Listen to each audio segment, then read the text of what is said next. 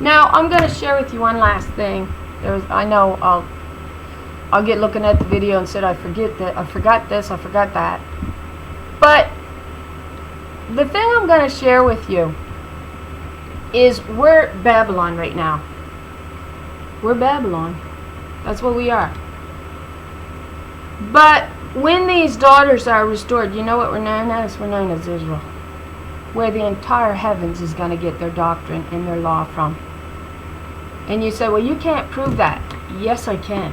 That's why these daughters are cast out into the fields of the Gentiles, so they can claim all the Gentile nations and Israel. And it also states in another passage that it's literally Israel as the seed that claims the Gentiles. I forget the passage, but I just hit it a day or two ago. And it says that it says your seed, and it's talking about Israel, will inherit the Gentiles. Now it's referring to the woman's seed, known as the daughter Zion, inheriting the Gentiles as her seed. But Isaiah 27, and if you go and study the waters that flow out from Jerusalem in the new temple, the new body, it's actually an allegory to the new earth, all right? Which is the new temple established where the new waters will flow out from throughout the entire new heavens. Her law will go forth. And it says the islands wait for her law. Well, if you go to Isaiah 27, after she's conquered the Leviathan, which is this lying system, it's an allegory to this lying system, what does it say?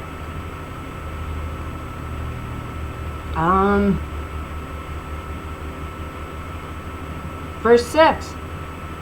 Isaiah 27 verse 6 tells you we're the new Zion. Earth is the new Zion, that our waters is going to feed out into the new heavens. Alright? It says she, not he. Israel is she, not he. She shall cause them that come of her to take root, or take that come of Israel, the new seed. We're talking the new seed here, which is what's in view in Romans 9, and they're not flesh. Alright? It says that come of Israel to take root. Israel shall blossom and bud and fill the face of the world with fruit. That means the restoration of daughter Zion as your righteous spirit, where you're going to find your doctrines of truth and the law of heaven. Alright? And she gets established, alright, as the center, the Holy of Holies. Anybody who says earth isn't the center, they'll say, well, they taught long ago that earth was the center of the heaven. She is, because she's what belongs in the Holy of Holies. But she began to teach a harlot spirit's way, which was Adam's way, which was that he wanted to rule himself. And then it takes us to this idea that the body that he creates for himself is cobwebs. It can't sustain him. We die. Because a harlot spirit's what's exalted in the midst of the body. It is only the righteous spirit that can give eternal life. That's it. And that eternal spirit is represented by the daughter Zion. Alright? Now I'm growing in this. I'm growing in this understanding. I ain't saying I got it all down. But allow me to make my mistakes, will you? And search for yourself this deeper truth. You like being under a man? You like the idea that when we ascended to heaven, it's just going to be the same way? You're going to be under another man? Is that it? That's how this works. As below, so above. Well, you forget what the occult world shows us. What do they show us? This is what they show us. That's what they show you. Let's draw a line between the two.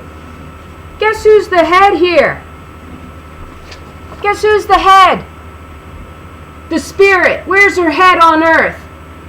It's in the low places. It's driven into the ground. Because if you pay attention to the occult world, they exalt the key of Solomon, which is the harlot spirit, which is designed to drive us into the ground and to exalt man. But you see, it's not as above, so below. They lie. Flip it upright. Flip it upright. That's your head. Your spirit, your righteous spirit. And they drove her head into the ground is what they did.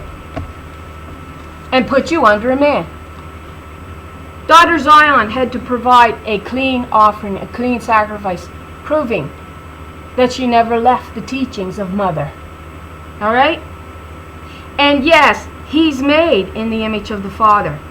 And we're told she's the one that laid the heavens out, because she says she's doing the same for her daughters. In Isaiah 54, we can't reason these texts out. We can't reason them because we're too caught up in man-made theology. We're too busy letting him do our reasoning for us instead of letting the Spirit do it for us. Isaiah 54. Sing, O barren, thou that didst not bear. Break forth into singing and cry aloud, thou that didst not travail with child. What does that mean? It means they didn't receive the righteous Spirit's teaching, and she became desolate and shoved out into a wilderness, into a desert land. All right? But it says, for more are the children of the desolate, that's the righteous spirit, than the children of the married wife, saith the Lord. That married wife, when you go look the word up, it's 1166, and it takes you to 1167, which then takes you to 1168, which is all to do with Baal. So, more or less, this married wife is actually his teachings. That's what it's telling you. She's playing his harlot.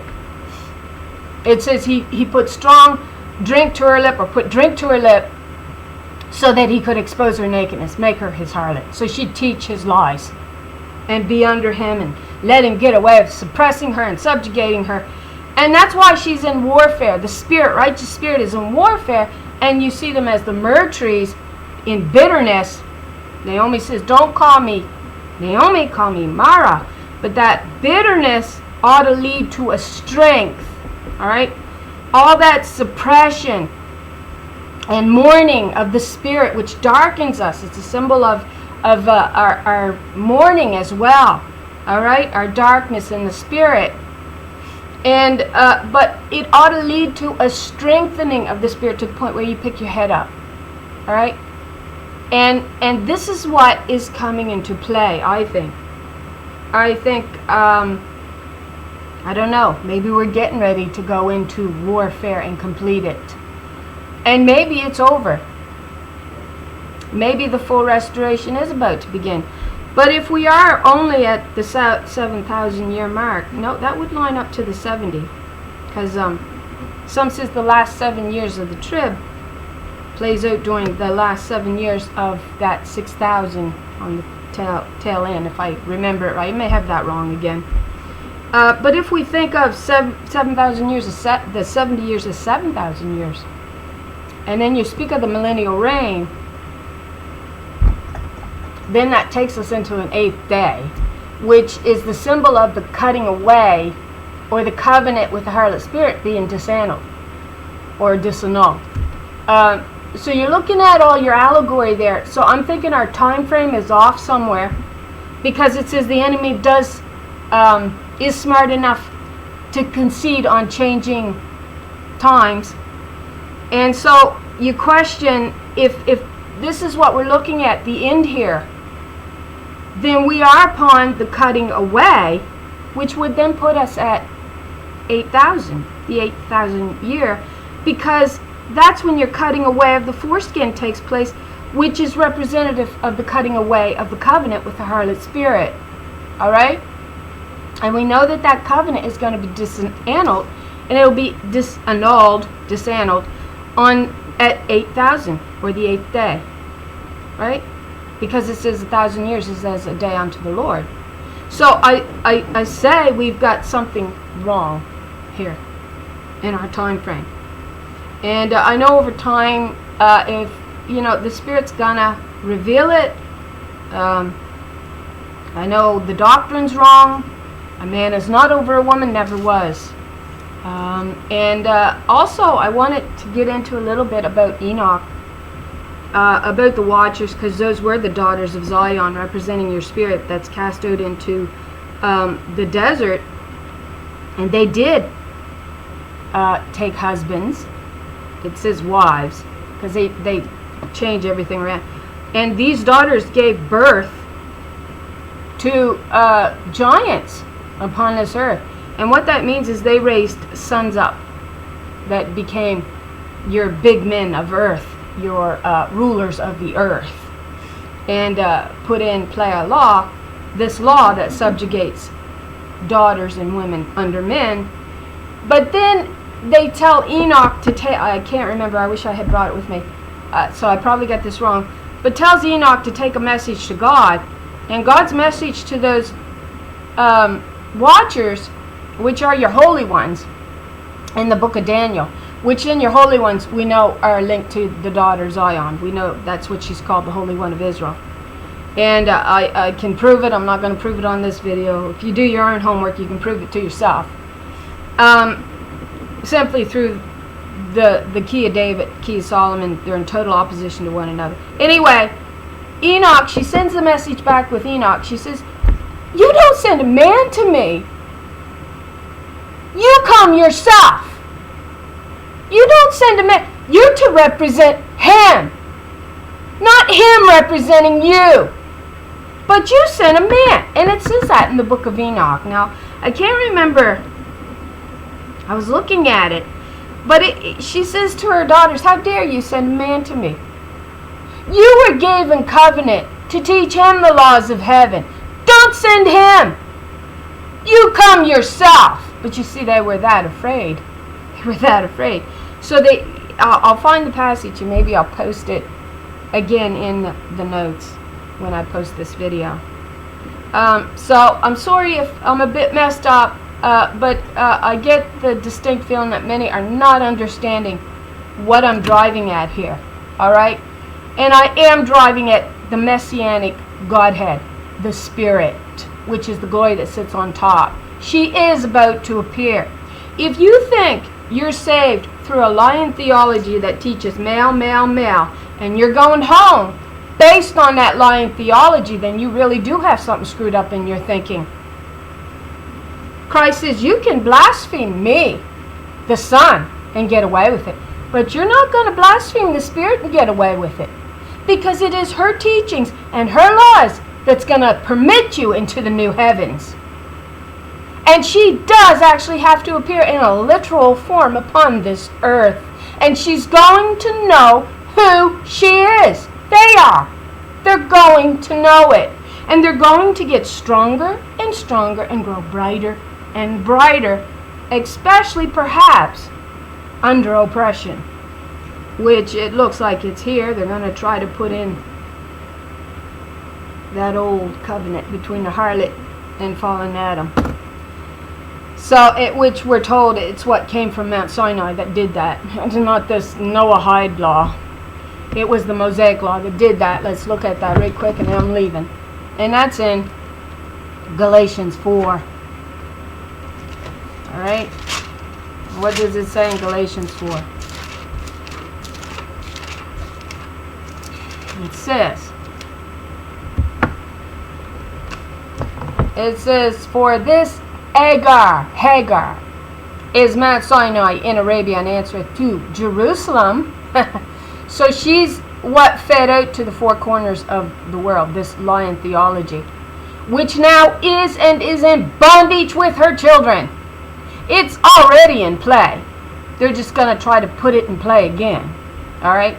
But this is the law that's subjugating us and our children under man's lying theology. And that's why she became a desolate woman. They become Hagar's children.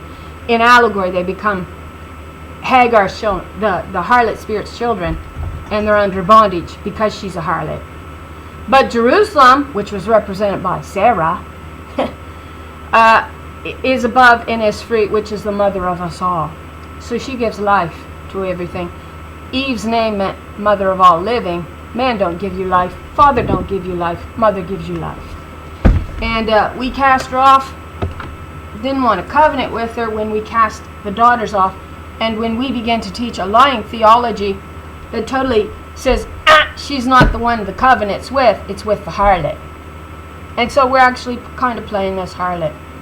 But at the end, these daughters, it looks like, who were the mothers in the beginning, are rebirthed out of the dust of the earth again.